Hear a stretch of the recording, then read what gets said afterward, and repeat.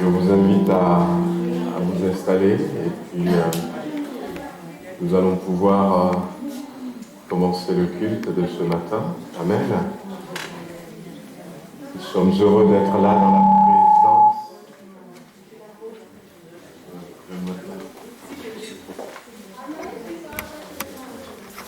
Voilà, je disais que nous sommes heureux d'être là dans la présence du Seigneur. Ce matin, je voudrais que le Seigneur nous encourage au travers de tout ce qui va se passer, tout ce qu'il a prévu. Ne baissons pas les bras. Je sais que certains parmi nous attendent une victoire dans un domaine spécifique et la victoire est en route. Amen. Voilà, la victoire est en route, persévérons encore un peu et restons le regard fixé sur notre objectif. Dieu est conscient de ce que nous lui demandons, Dieu est conscient de l'état dans lequel nous sommes et il n'est pas dans le silence. Amen. Donc, je ne sais pas dans quel état vous êtes. Je vous encourage à ne pas vous laisser abattre. Amen. Au contraire, à avoir cette mentalité en se disant, vous savez, quand Jésus s'était tenu devant le tombeau de Lazare, et il avait dit, Lazare sort, et on l'avait dit à plusieurs reprises, la mort n'a pas pu le retenir. Amen. La Bible dit que le corps de Lazare, qui était enterré depuis 4 jours, avait commencé à se décomposer, mais même la décomposition n'avait pas pu l'empêcher de vivre ce que Jésus a proclamé sur sa vie. La mort ne l'a pas empêché, la décomposition ne l'a pas empêché, et même il fallait être spectateur pour voir la scène. Son corps avait été entouré de bandes, peut-être les pieds joints comme ça, même les bandes n'ont pas pu empêcher Lazare de venir. Quand Jésus lui a dit « sors », voilà, restons dans cette mentalité, dites-vous que ce que Dieu a proclamé sur votre vie, il n'y a rien qui peut l'empêcher de se manifester. Amen. La Bible dit qu'il a reçu un nom qui est au-dessus de tout nom. Dans le ciel, il y a cette réalité céleste. Sur la terre, il y a cette réalité terrestre. Et même sous la terre, il y a ces réalités invisibles. Peut-être le domaine des ténèbres que nous ne connaissons pas. Mais Jésus a reçu autorité. Et quand il dit quelque chose sur ma vie et sur votre vie, rien ne peut l'empêcher. Là où ça bloque, c'est que l'ennemi nous trompe. L'ennemi nous trompe. Il nous dit tu es mort, comment est-ce que tu peux sortir? Reste dans la mort. Tu es entouré de bandes, tu ne peux pas marcher. Reste là où tu es. Et des fois, nous écoutons ces pensées qui peuvent venir de l'ennemi, qui peuvent venir aussi de notre nature à nous. Et nous ne bougeons pas, nous restons là, en train de prier, alors que, il suffit simplement de se mettre debout. Ésaïe dira, lève-toi et brille. Amen. Lève-toi et brille parce que la lumière vient sur toi. Donc soyons dans cette mentalité ce matin, louons avec nos bien-aimés de tout notre cœur notre Dieu, chantons de tout cœur comme si nous avions déjà reçu ce beau diamant que Dieu nous a promis. Amen. On le remercie tous ensemble et puis on laisse la place à nos bien-aimés. Voulons simplement, Seigneur notre Dieu, te remercier parce que tu as dit quelque chose sur la vie de cette Église, sur la vie de bien-aimés qui sont là ce matin, même certains qui ne sont pas là, mais des bien-aimés qui se sont tournés vers toi et qui attendent de recevoir quelque chose de ta part. Et nous te remercions de ce que tu n'es pas ignorant, Seigneur, et tu ne tournes pas le dos. Au contraire, tu te sens concerné par la situation, Seigneur, sur le plan physique, sur le plan spirituel, sur le plan relationnel. Tu te sens concerné et tu as prononcé, Seigneur, ta parole. Ce matin, nous voulons nous réjouir parce que ce que tu as dit, Seigneur, va s'accomplir et s'accomplira certainement dans le nom de Jésus-Christ. Donne-nous de pouvoir t'adorer de tout notre cœur, de nous réjouir ce matin parce que nous allons recevoir une belle, une grande bénédiction de ta part. Merci, Seigneur, dans le nom de Jésus-Christ. Amen. Bonjour à toutes et à tous. Comme nous l'a invité le pasteur et comme nous le dit la parole, on veut se lever ce matin, rester ferme et briller pour Jésus, amen. Et on veut célébrer sa victoire, dire combien il est bon. Et même si dans l'adversité tu ne sais pas comment ouvrir ta bouche, alors je vais t'inviter ce matin à compter ses bienfaits, à voir combien le nombre en écran et à l'adorer. Alléluia. Oh Jésus, tu es bon, ta grâce n'ira jamais, oh Jésus.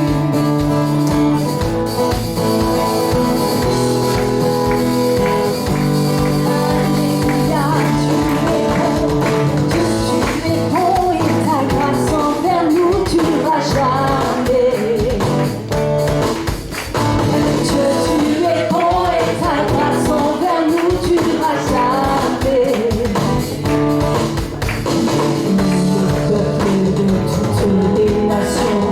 De génération en génération, nous te louons.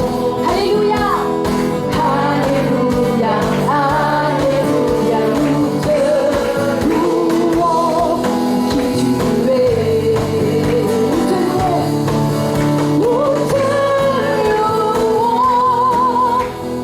Alléluia, alléluia, nous te louons. Pour qui tu es, oh, tu es bon. Oui, tu es bon, Seigneur. Ta grâce durera jamais en tout temps. Tu es bon, Jésus. On veut reprendre ce matin. Dieu, tu es bon. Dieu, tu es bon et ta grâce envers nous durera jamais. Alléluia. Dieu, tu es bon et ta grâce envers nous durera jamais. Nous les peuples de toutes les nations, de génération, nous te louons, nous te louons. Alléluia, alléluia, nous te louons. Pour qui tu es, nous te louons. Alléluia, alléluia, alléluia, nous te louons. Pour qui tu es bon. Oh Jésus, tu es bon. Alléluia, on veut le célébrer, le chanter de tout notre cœur ce matin. Tu es bon en tout temps, Seigneur. En tout temps, Jésus, tu es bon. Tu es bon en tout temps, en tout temps. Tu es bon, tu es bon en tout temps, en tout temps. Tu es bon, tu es bon en tout temps, en tout temps. Tu es bon, tu es bon en tout temps, oh, en tout temps. Dieu, tu es bon. Dieu, tu es bon et ta grâce envers nous durera jamais. Dieu, tu es bon et ta grâce envers nous durera jamais. Dieu, tu es bon.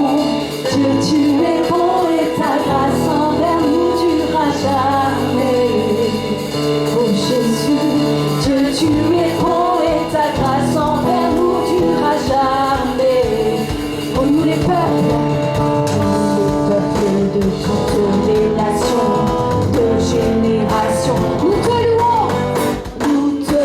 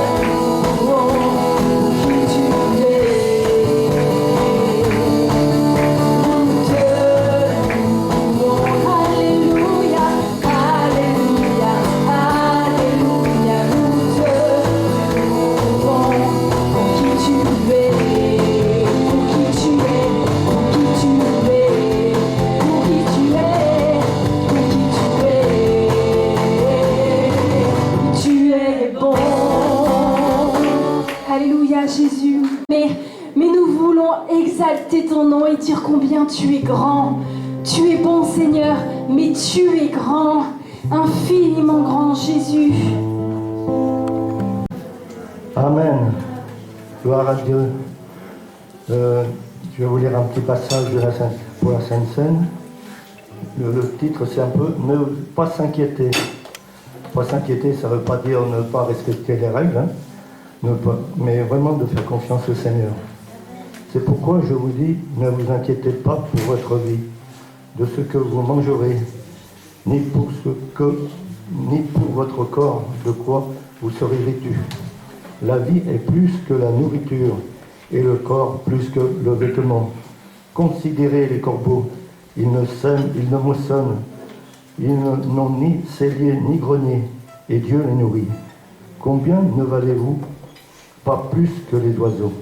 Qui de vous, par ses inquiétudes, peut ajouter une coudée à la durée de sa vie?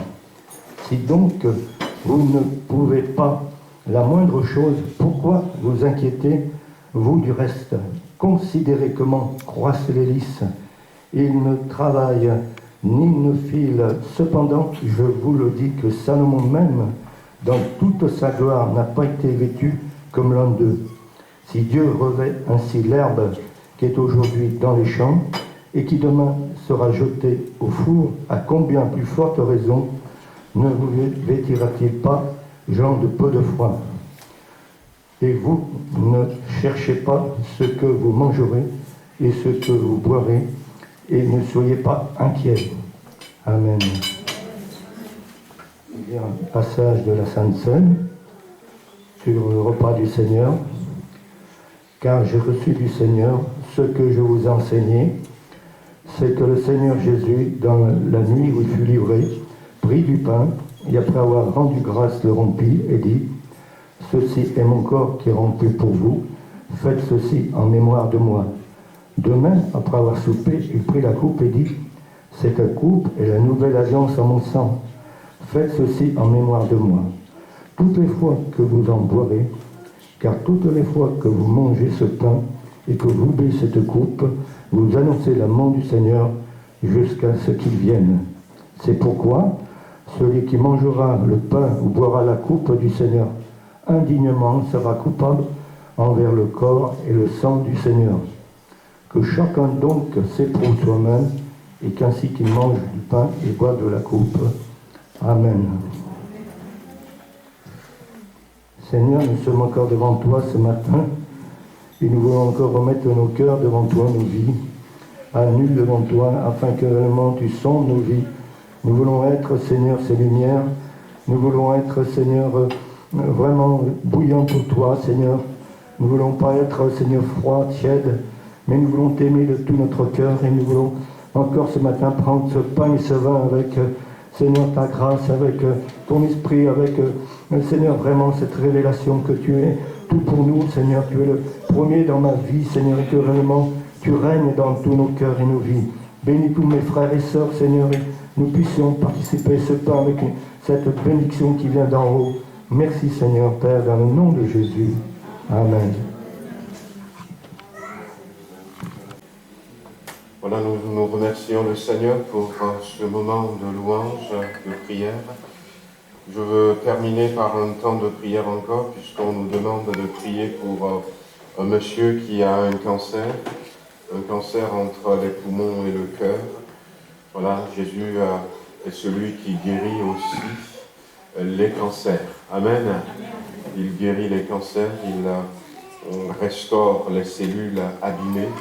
Il est capable de le faire, et nous voulons prier pour ce monsieur. Nous avons notre sœur Catherine qui a été hospitalisée cette semaine parce qu'elle a besoin de faire quelques examens. Tout va pour le mieux, mais on veut prier pour elle. J'avais aussi appris qu'il y a un petit garçon qui a le rhume de la hanche. On veut prier ce matin pour ce petit garçon. Le traitement nécessiterait qu'il reste sans bouger pendant plusieurs jours. Et pour les enfants, c'est compliqué. C'est compliqué. On va prier pour que le Seigneur pose sa main. Nous voulons prier aussi ce matin, puisque j'avais appris aussi qu'il y a trois personnes qui ont été testées positives donc, au Covid. Donc c'est des frères et sœurs qui ne sont pas revenus au milieu de nous, pour certains d'entre eux. Il y en a une, elle était venue, ça fait un bon moment, donc ça doit être peut-être au travail. Et même il y a eu une personne que j'ai vue au téléphone, et elle me dit, je ne sais pas comment j'ai fait pour attraper cela, puisque je ne sors pas, mais nous voulons prier que le Seigneur pose sa main, et puis quels que soient les soucis que nous pourrons avoir sur le plan de la santé, ou encore au niveau professionnel, sur le plan spirituel, dans nos foyers, eh bien, nous avons un Dieu que nous avons chanté tout à l'heure, un Dieu tout-puissant, qui guérit encore aujourd'hui. Amen. Qui guérit encore aujourd'hui. Jésus a dit, toute puissance dans le ciel et sur la terre. Certaines versions disent, toute autorité dans le ciel et la terre m'a été donnée. Et j'ai cité ce matin cet autre verset dans Philippiens. Notre Dieu est tout-puissant. Amen. Et il entend nos prières. Il a envoyé sa parole, que ce qu'il a dit s'accomplisse dans nos vies. Amen. Dans nos foyers. Et l'ennemi n'a plus le droit. L'ennemi n'a plus le droit de garder. Il n'a pas besoin de nous garder et captifs. Amen. Parce que Jésus-Christ nous a franchis. Donc on va simplement élever la voix pour ces quelques cas que j'ai cités. Et puis, si vous êtes là et que vous avez un souci, n'hésitez pas dans ce temps de prière. Il suffit simplement de dire, Seigneur, je te remercie parce que je sais que tu m'as béni dans ma santé, dans mon travail, dans ma vie spirituelle, dans mon foyer. Tu m'as béni, Seigneur, et que tes bénédictions se manifestent. On prie le Seigneur quelques minutes avant de passer aux annonces. Voulons, Seigneur notre Dieu, te remercier parce que tu es là. Tu es un Dieu extraordinaire, un Dieu qui nous aime tellement, que tu pourvois à tous nos besoins. Et ce matin, Seigneur, nous voulons t'apporter ce monsieur qui a ce cancer entre le poumon et le cœur, te demandant, Seigneur, comme tu l'as fait déjà à plusieurs reprises, et comme tu le fais encore en ce moment, visite, Seigneur, ce monsieur, non seulement lui, Seigneur, mais tout ce que j'ai cité, ce que je n'ai pas cité, Seigneur, et tu connais les cas de chacun d'entre nous, et que la puissance de guérison, et que toi, Seigneur, tu as relâché sur ton peuple se manifeste maintenant, et qu'il y ait un élan de foi dans le nom de Jésus-Christ, Seigneur, une prise de position des bien-aimés ce matin qui peuvent proclamer, Dieu a béni mon foyer, Dieu a béni ma santé, Dieu a guéri ma maladie, Seigneur, qu'il y ait des positions de foi, Dieu m'a béni spirituellement, je ne serai plus la même personne, et que nous voyons, Seigneur, des pierres roulées, et que nous voyons des chaînes brisées, parce que ces chaînes n'ont pas le droit de rester là, puisque tu as parlé. Oh, ce matin, Seigneur, que ton Église vive ce que tu as dit, vive ce que tu as dit, Seigneur. Merci d'avoir entendu nos prières, merci pour ton secours, merci, Seigneur. Donne-nous maintenant de vivre cette restauration, tout simplement, cette bénédiction, tout simplement. Louange, gloire et honneur à toi, dans le puissant nom de Jésus-Christ. Oh, merci, Seigneur. À toi la gloire, la magnificence. Délivre-le de la maladie, Seigneur. Alléluia. Amen, gloire à Dieu. Alléluia. Voilà quelques annonces.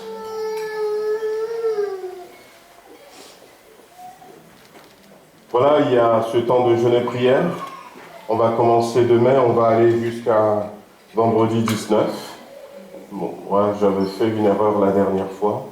Donc c'est toute la semaine et comme on a dit, on va se retrouver ici du temps de midi pour ceux qui le peuvent.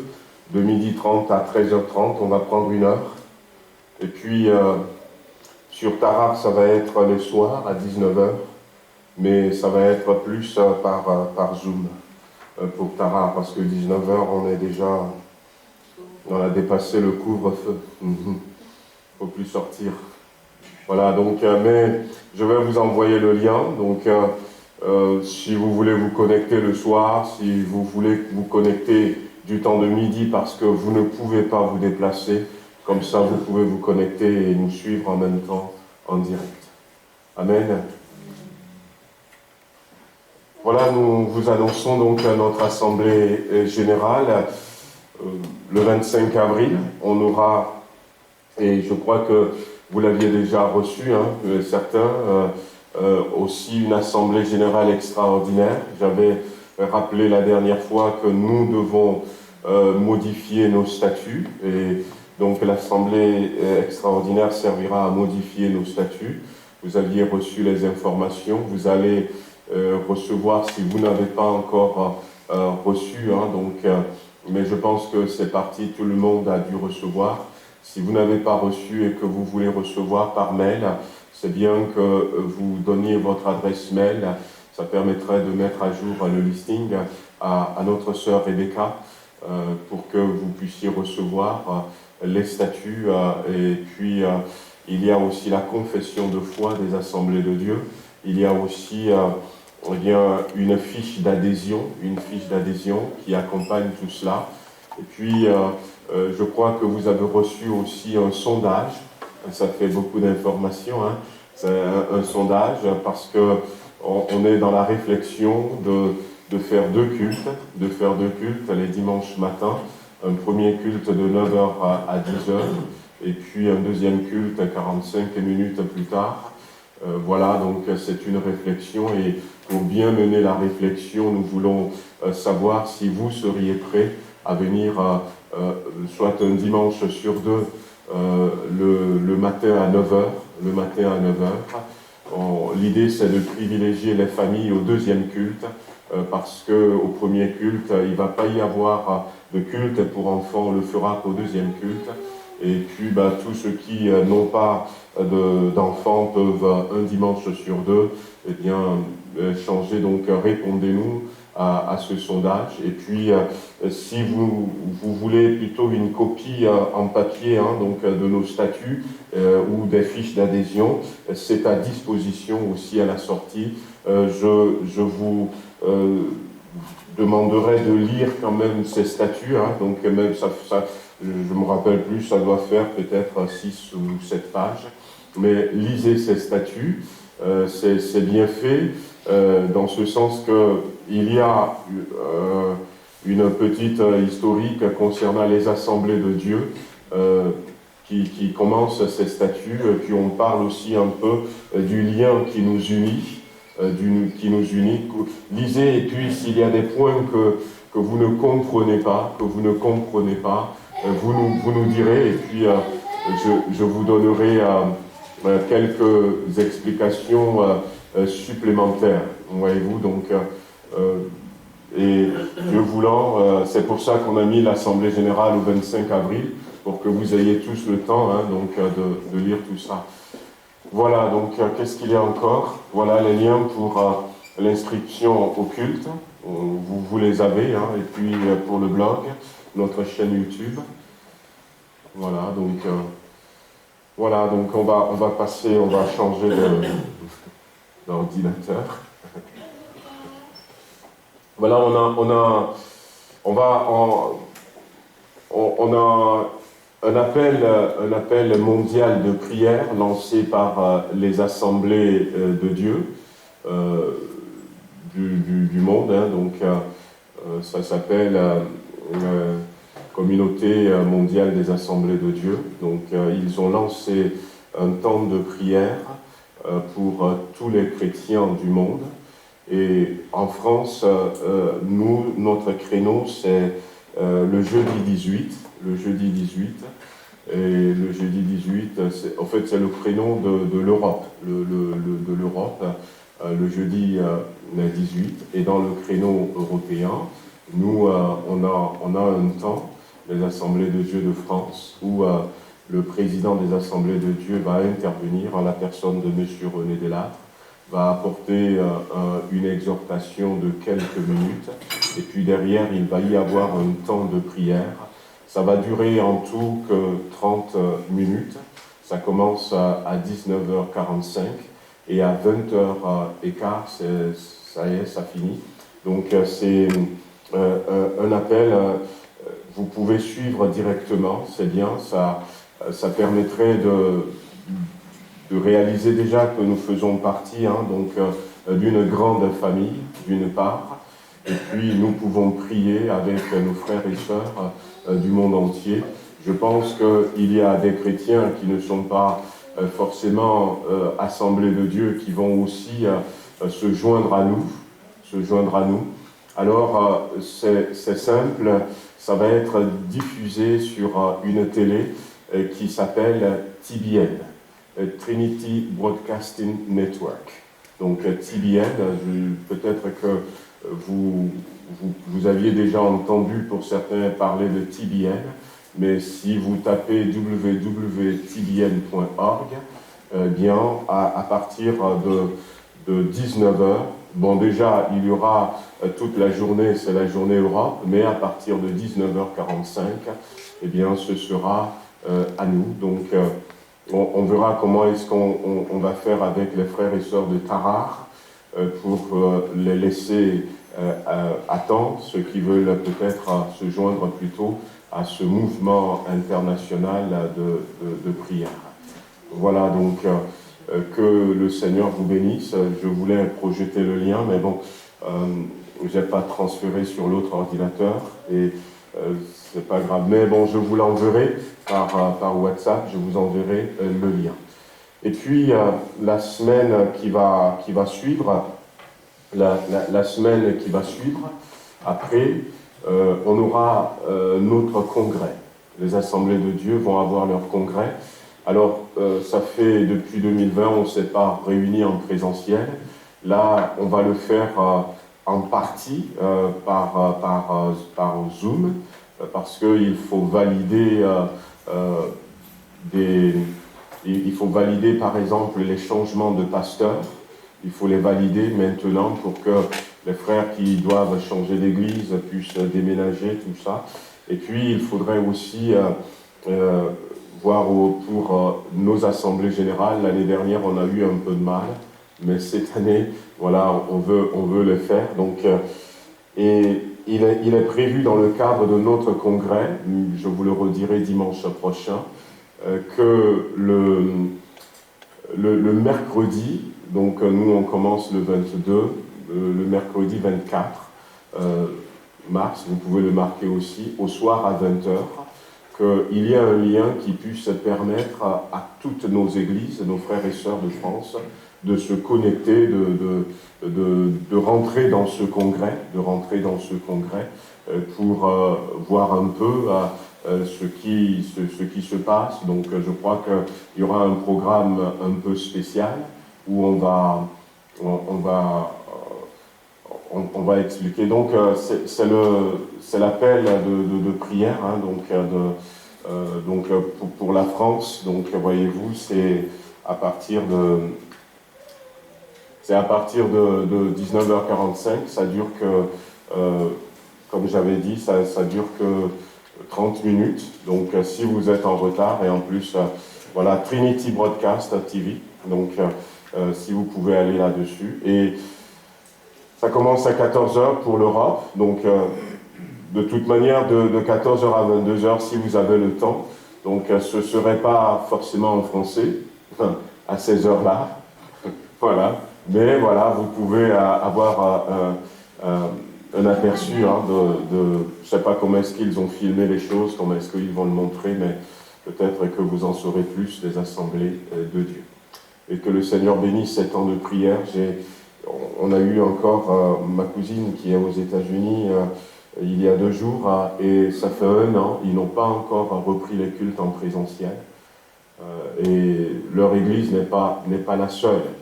Et nous, vu que nous pouvons nous retrouver, eh bien, il y a une responsabilité qui repose sur nous. Amen. Tant qu'on peut se rassembler, eh bien, faisons-le. Voilà, donc, après, je vous enverrai aussi le lien pour la semaine le 24 avril pour rentrer dans le congrès des assemblées de Dieu. Voilà, donc pensez aux assemblées de Dieu, priez pour nous, pour les changements de pasteurs. C'est de plus en plus compliqué, c'est de plus en plus compliqué.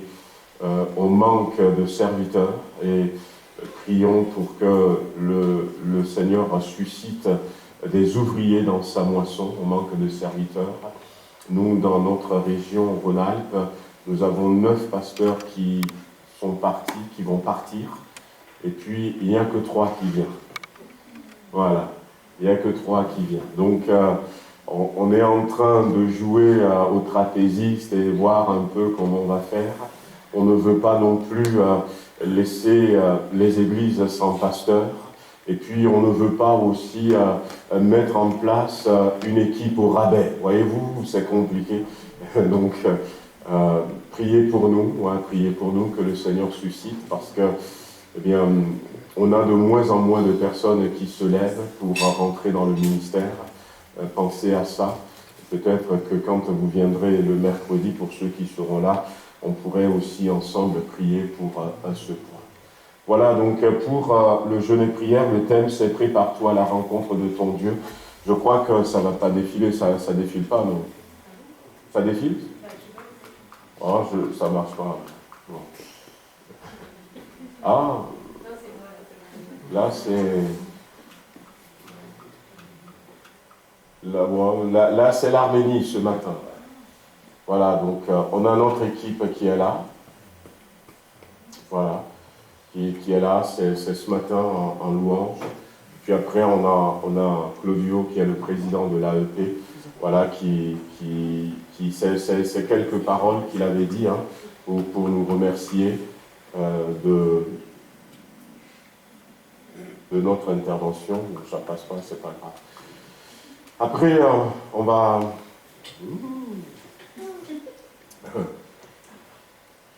Alors, on va passer à la parole de Dieu. La place importante de l'amour dans l'enlèvement de l'Église. Voilà, je veux continuer avec tout ce qu'on avait vu ces derniers dimanches, où nous avions quelque part parlé de l'enlèvement de l'Église avec quelques détails. Nous avions parlé des signes de son retour avec les signes imminents qui sont en train de s'accomplir devant nos yeux. Et puis, ce matin, la dernière fois même, nous avions évoqué la marque de la bête, le nom de la bête, le signe de la bête qu'il ne faut pas recevoir. Et nous avions vu la dernière fois que la marque de la bête cible la main droite et le front des gens. Or, dans l'Ancien Testament, c'est là justement où Dieu avait demandé à ses enfants de garder ses commandements, de garder son alliance, et Dieu va utiliser ce terme. Il faut que vous gardiez ces commandements, il faut que vous gardiez cette alliance, que ce soit comme un signe sur votre main et sur votre front. Et le diable va prendre ça pour cibler. Et je disais la dernière fois que le fait que Dieu ait dit ça, on pourrait penser que la marque de la bête, puisque nous avions vu la dernière fois qu'il y a 3 choses. Il y a 3 choses. Il y a la marque de la bête, il y a le nom de la bête, et puis il y a le chiffre de son nom. Ce sont ces 3 choses. Et le chiffre de son nom, c'est ça qui fait 666. Et il y a 3 choses. Et je disais qu'il est probable, fort probable, que la marque de la bête soit peut-être administrée déjà d'une manière spirituelle, puisque en parlant de la main et du front, Jésus parle de son alliance. Nous avions dit que c'était après la sortie du peuple de l'Égypte, après la Pâque, Et Dieu cible la croix en parlant de cela déjà dans ce temps, de cet acte de délivrance. C'est ce que Dieu cible. La grâce de Dieu est aussi un des signes que Dieu va placer sur Caïn. On ne sait pas trop là où il a placé, mais on pense qu'il a placé ce signe peut-être sur son front. Et voyez-vous, donc il y a une dimension peut-être spirituelle. Nous, on s'attend à ce qu'on nous fasse des tatouages sur la main ou sur le front, mais peut-être que déjà, l'ennemi est en train de pousser certaines personnes à sortir de la grâce. La Bible ira jusqu'à dire « veillez à ce que personne ne se prive de la grâce ». Et l'ennemi est en train de pousser certaines personnes à tourner le dos à la croix. Nous en avions parlé la dernière fois, le sacrifice. Et je vous avais montré cette petite vidéo de cet homme qui a dit « ma croix, elle est beaucoup trop lourde ». Et il a coupé un petit bout de sa croix et puis il a continué en portant sa croix et puis à un moment donné en disant Seigneur c'est encore trop lourd et il a coupé encore de petits bouts sur sa croix et au final il était très content disant merci Seigneur de ce que tu me donnes l'intelligence de faire les choses. Et puis à l'arrivée, quand il était arrivé, il y a une voix qui dit maintenant utilisez vos croix pour traverser. Et sa croix est devenue beaucoup trop courte. Eh oui, et sa croix est devenue beaucoup trop courte. L'ennemi pousse certaines personnes à tourner le dos à la croix. Faisons attention, faisons attention. C'est vrai que la vie chrétienne, c'est une vie de victoire, c'est une vie triomphante, mais la vie chrétienne aussi, c'est une vie qui nous demande des sacrifices. C'est une vie dans laquelle nous avons le regard fixé sur Jésus-Christ, nous avons dans notre cœur l'espérance du salut, mais c'est une vie dans laquelle nous allons rencontrer des difficultés, nous allons rencontrer des épreuves. L'apôtre Paul dira, c'est par beaucoup de tribulations qu'il nous faut rentrer dans le ciel. Il faut qu'il y ait un équilibre en tout ça. Des chrétiens ou des chrétiennes qui ne veulent pas du tout souffrir et aller au ciel, c'est dangereux.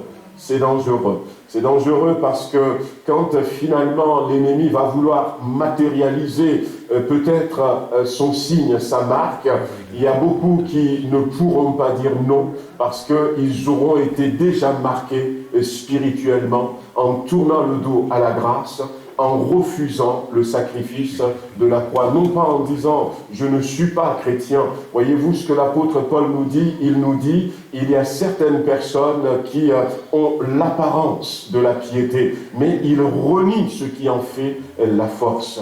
Et c'est de cette manière que nous devons veiller sur nous-mêmes. Et je voudrais continuer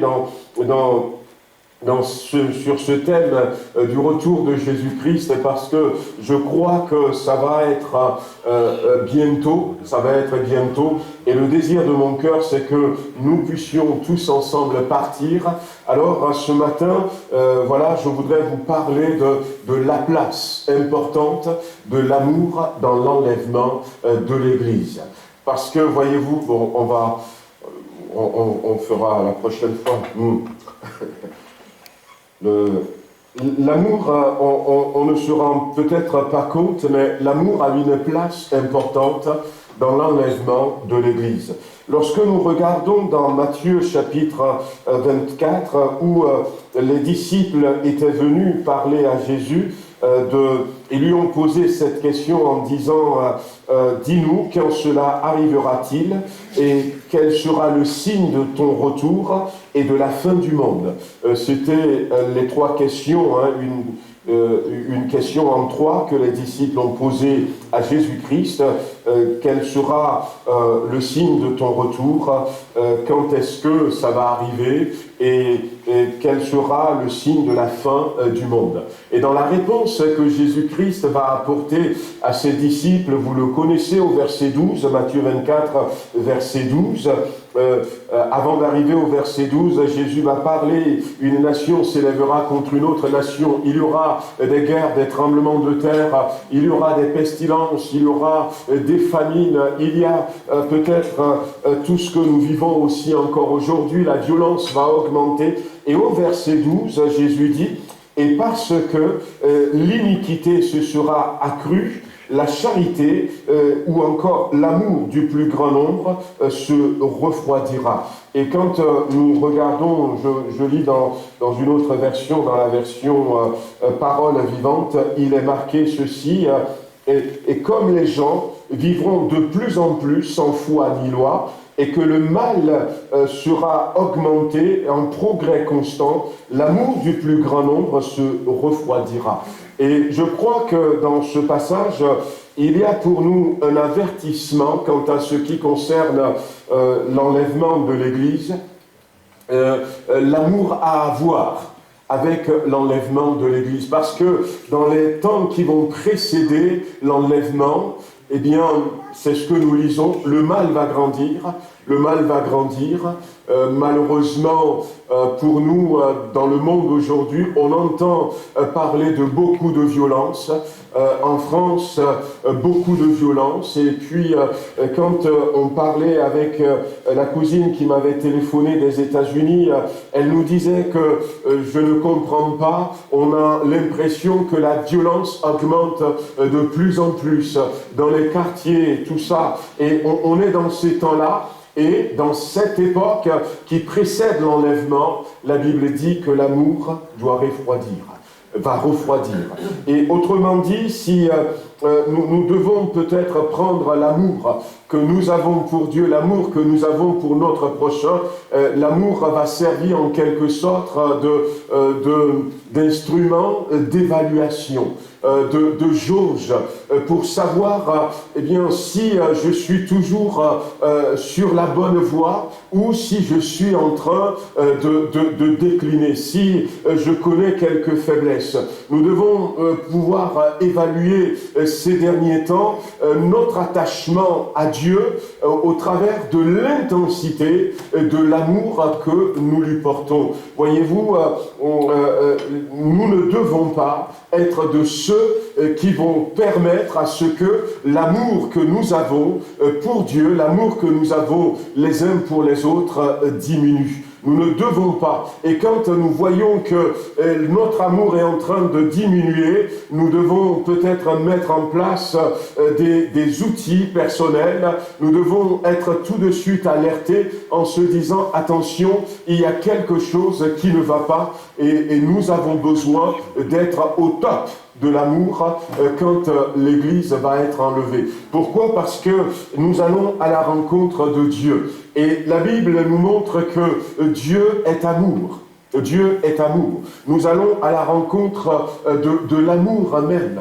Nous allons à la rencontre. Il y a plusieurs personnes qui ont eu la grâce de rencontrer à un moment donné Jésus, et puis la plupart des témoignages que j'avais lus, ces personnes, quand on leur demandait est-ce que vous pouvez nous dessiner le visage de Jésus, comment il est, la plupart n'y arrivent pas. Il peut y avoir quelques rares, mais la plupart ils n'y arrivent pas. Ils vont parler, ils vont dire d'un commun accord, en tout cas quelque chose est sûr, quand tu regardes dans ses yeux, tu vois l'amour. Ils ne peuvent pas tracer les contours, mais il y a quelque chose qui les frappe, c'est l'amour. Dieu est amour, c'est ce que la Bible nous dit. Dieu ne possède pas l'amour. L'amour n'est pas une qualité de Dieu, mais l'amour c'est l'essence même de Dieu. Et nous ne pouvons pas aller à la rencontre de ce Dieu-là si nous-mêmes, nous ne sommes pas de la même nature. De la même nature.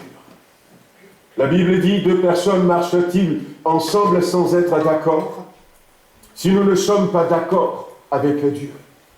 Et nous ne pouvons pas être d'accord avec Dieu. Et d'ailleurs, c'est ce que Jean a relevé dans son épître en disant, comment peux-tu dire, j'aime Dieu qui est dans le ciel, mais tu n'aimes pas ton prochain?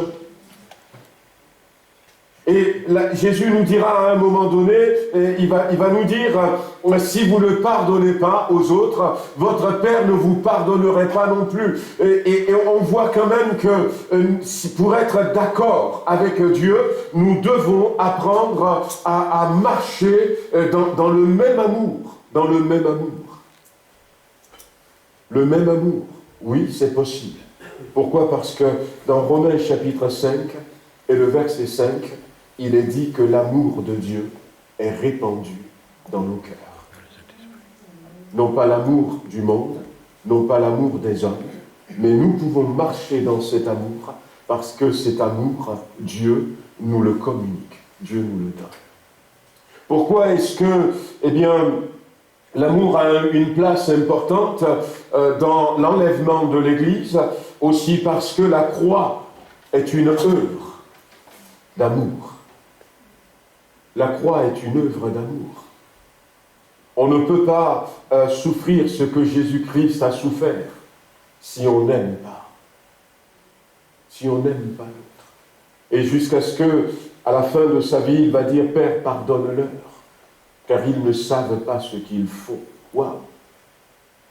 Le plan de salut de Dieu a été conçu dans son amour et préparé avec soin.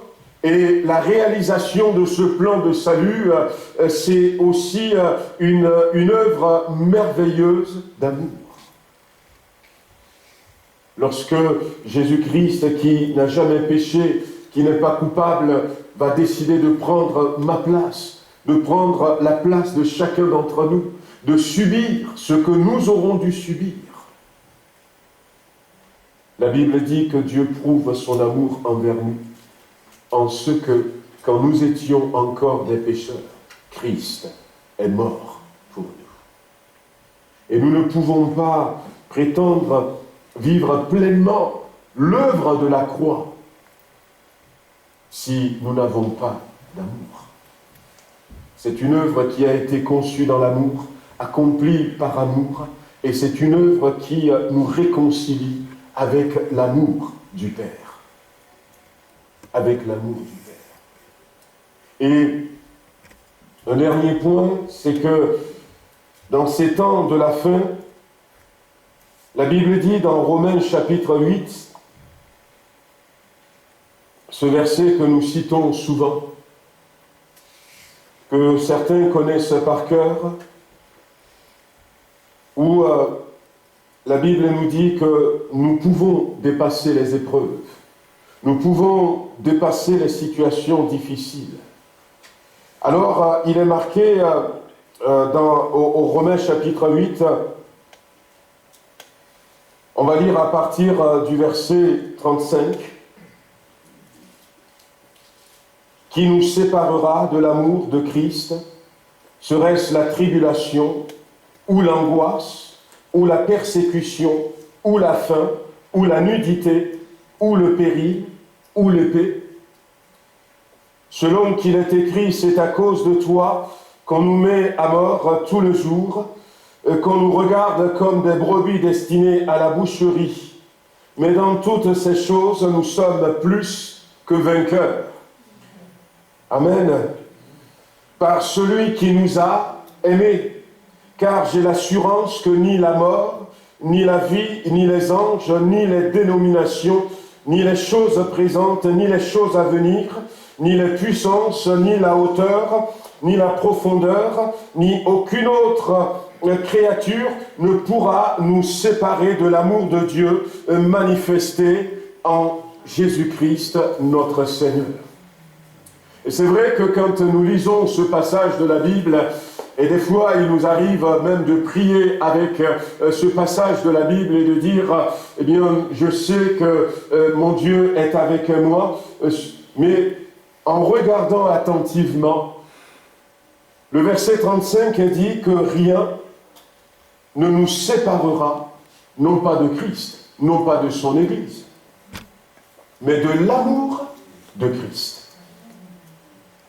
Et à la fin, il est dit, quand il a cité tout ce qu'il a cité, j'ai l'assurance que la mort, les anges, les dominations, rien ne pourra nous séparer de l'amour de Dieu, de l'amour de Dieu.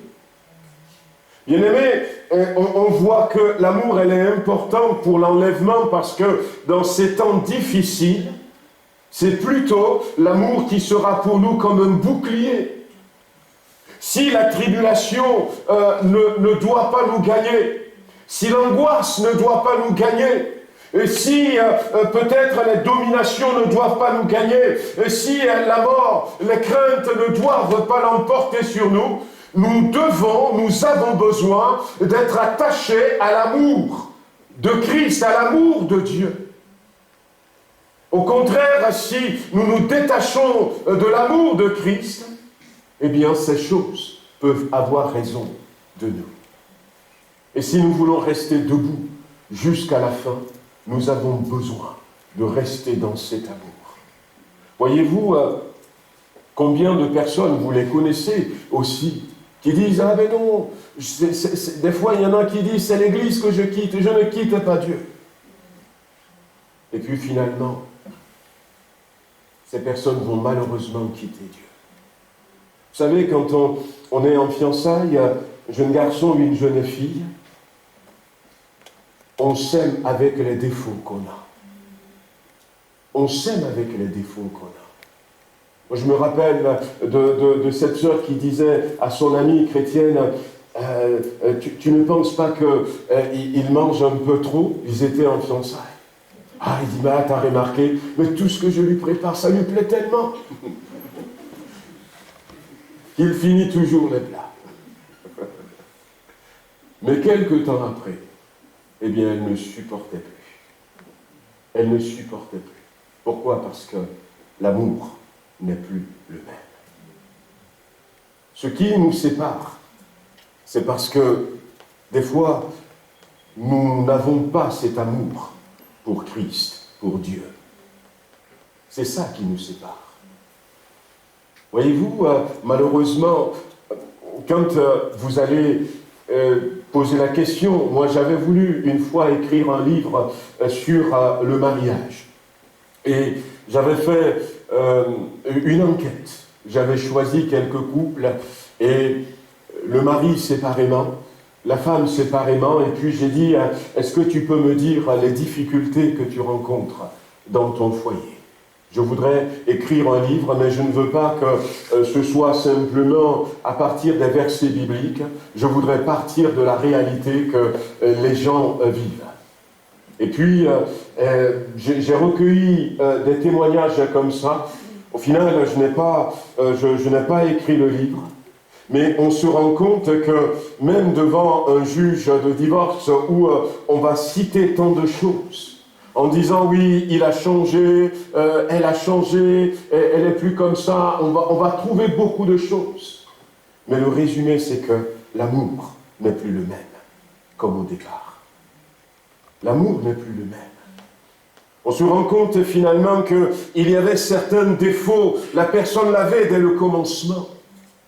Mais dans le commencement, dans ce premier amour, eh bien, on ne fait pas attention. Et je me rappelle même d'une personne, il a dit, mais chérie, il faut que je te parle de moi. Il faut que tu me connaisses. Il faut que tu saches, que tu sois au courant de mon parcours, que tu réalises tout ce que j'ai fait. Ça n'a pas d'importance. Ça n'a pas d'importance.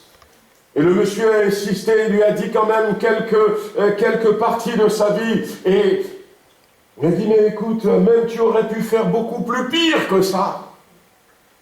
Je t'aime, je t'aimerai toujours. Et puis le temps a passé.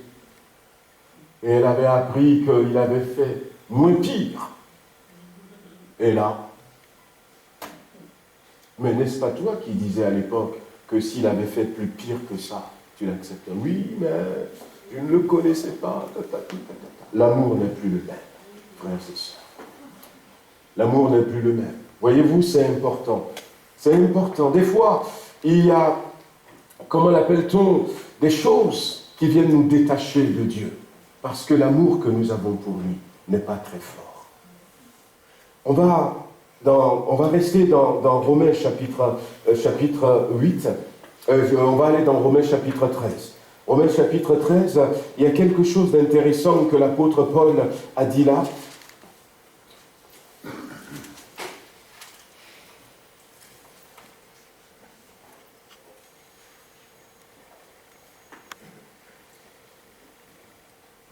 Verset 8. Ne devez rien à personne, si ce n'est de vous aimer les uns les autres.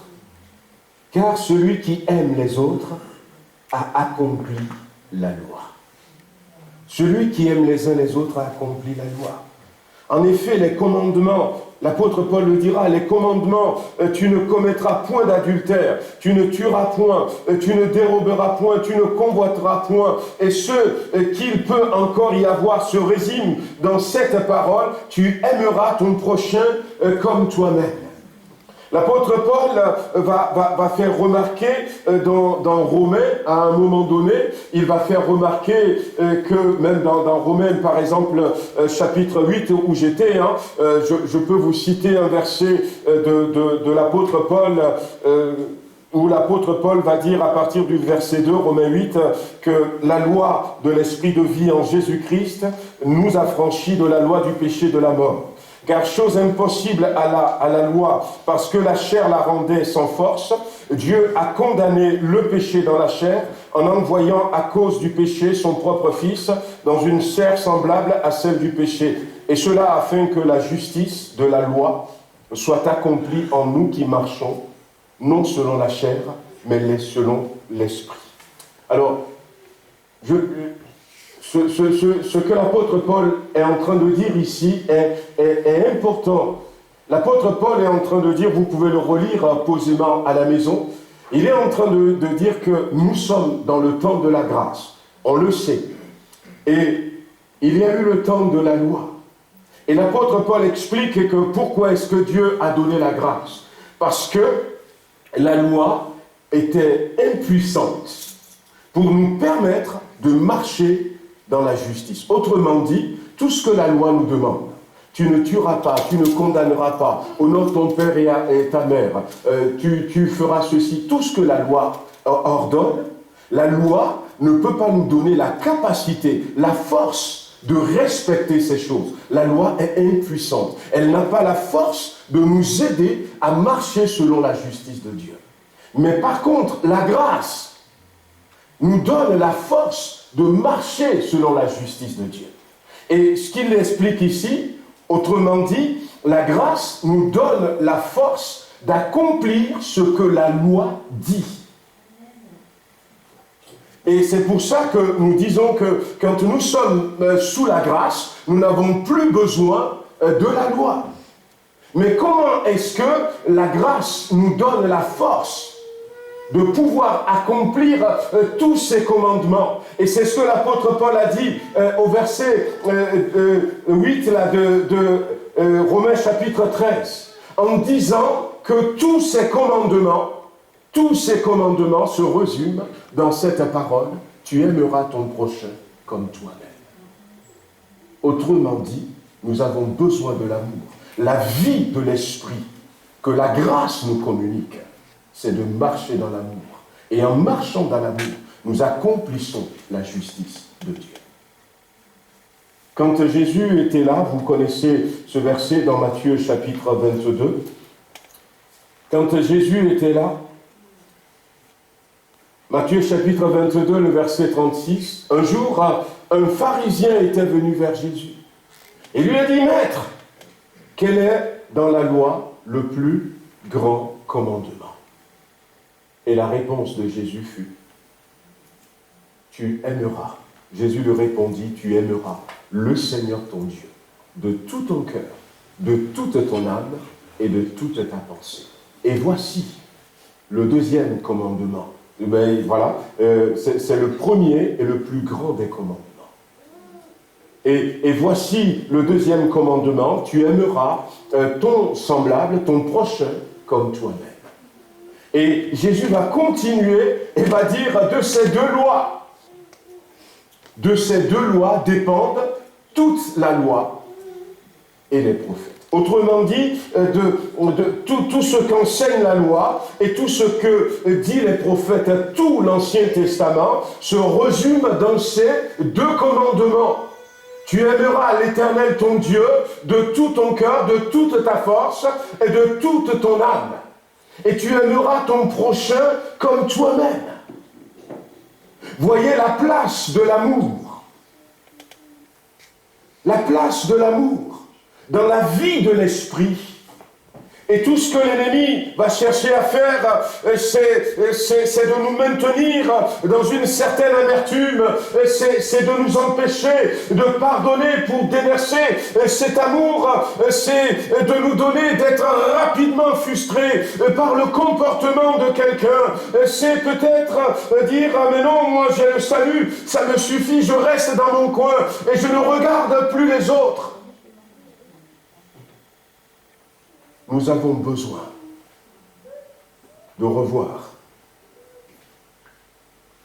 quel est le degré, l'intensité de l'amour que nous avons pour Dieu.